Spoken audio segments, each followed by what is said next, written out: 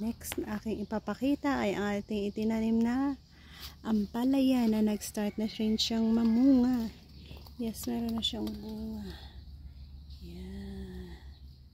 Maliit ng kanyang mga bunga.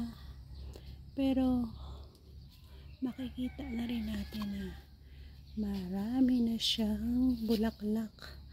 Sa bulaklak na yan ay mag-start ng mamunga yan. Dami. Yan na nga.